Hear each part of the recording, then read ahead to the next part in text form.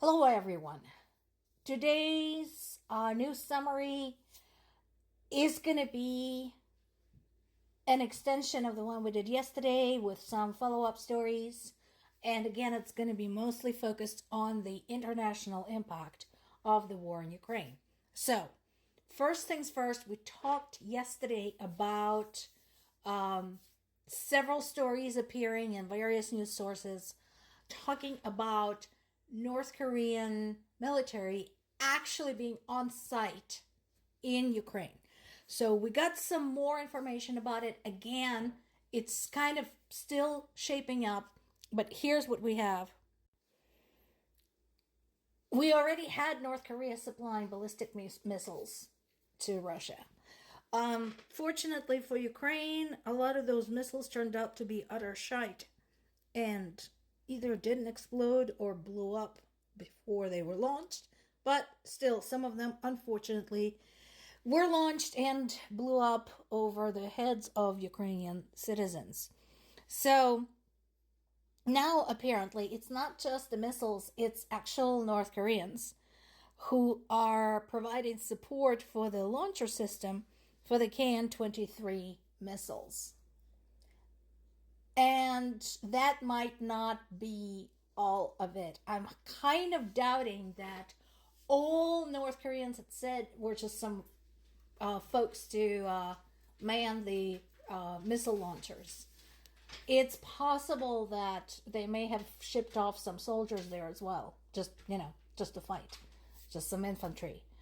So we'll see. And again, my question to the people of North Korea, even though that question may never reach them, are you okay with that? Are you okay with that? Are you comfortable with the fact that not only are you ruled by yet another despotic megalomaniac dictator who insists on keeping you locked up in your country and arresting you for everything he deems wrong, but he's throwing your lives away to fight a war for another megalomaniac dictator. Are you okay with that? And then there is this. As you can see, this story popped up in multiple sources, including European, American, Australian. So what is that all about? Once again, anyone with half a functioning brain cell has gotten the hell out of Russia. The rest are split up between those fighting at the front and those waiting for them at home.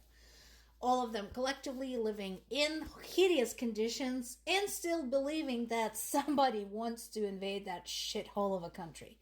So, having some political and military pressure in Africa, Russia decided to fill the gap and use African women to make their drones for them. The story is the same for all of them. There was this thing they got, that promised young African women jobs.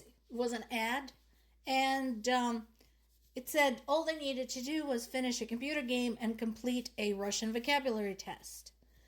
And then they were shipped to Russia's Tatarstan region and placed in a factory to assemble drones. These women were aged 18 to 22 because they wanted them young, strong, and healthy. And the reason for that is so that they could work long hours in terrible conditions. We talked in the past about Russia's influence in certain parts of Africa where they have orchestrated coups using, their own militants in exchange for resources or in exchange for influence, put into place military governments and so on and so forth. And we also have heard about African men getting recruited, also using a lot of misleading information to fight in Ukraine. So now it's women, and again, because of where we are in, the difficulty of getting accurate information, we don't know how many. What we do know is that none of the promises given to those young women were true. The wages, if any, are paid, are miserly. They are working under constant surveillance. There's clearly no labor laws protecting them. So they're working long hours. Not only that, they are also working with caustic chemicals. So again, where is Amnesty International? Where is the UN? This is human rights crisis, isn't it? This is a human trafficking crisis, is it not? So where is everybody? Why doesn't anyone say something about this? Ukraine is not guilty of this. Ukraine didn't do this shit. Russia is doing this. So where is everybody? Where are the, cries of outrage? Still waiting. This piece talks about Tsikhanovskaya, one of the leaders of the opposition in Belarus. So what's going on with that?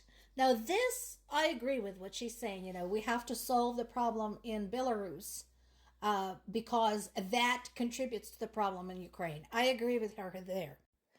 Svetlana Tsikhanovskaya did get enough popularity and did get some support during the 2020 election.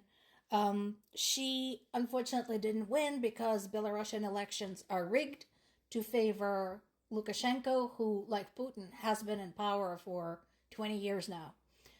Instead, she was exiled. Her supporters were imprisoned, and basically she has been trying to work on kind of spreading the word. Interestingly, she received not a whole lot of attention from Ukrainian authorities, which she should have, considering that is their ally, you would think. Kind of the enemy of my enemy is my friend. But unfortunately, no, they paid her very little attention. But while she is correct when she said that Belarus and Ukraine are connected, and resolving the problem with the dictatorship in Belarus is important, I disagree with some of her assumptions. Specifically this one. You remember stories about some Belarusian troops were being moved closer to the Ukrainian border, and Tikhanovskaya states unequivocally that no, they would never fight. They would never join the Russian army. Are you sure about that? And how do you know? At this point, considering what we've seen from Lukashenko and considering what we have seen from Russia, I'm not so certain. There is Zelensky's suggestions that somehow this war will be won in 2025. Again, my question to him is, what do you know that we don't know?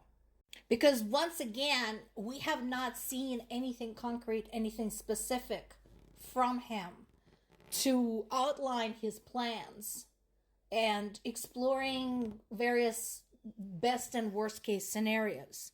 Still waiting for that.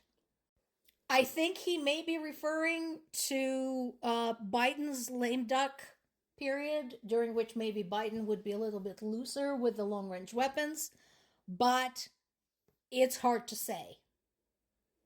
So far, like I said, we have yet to see anything specific, and I don't think Ukraine has the luxury of relying on other countries' elections to determine its war strategy.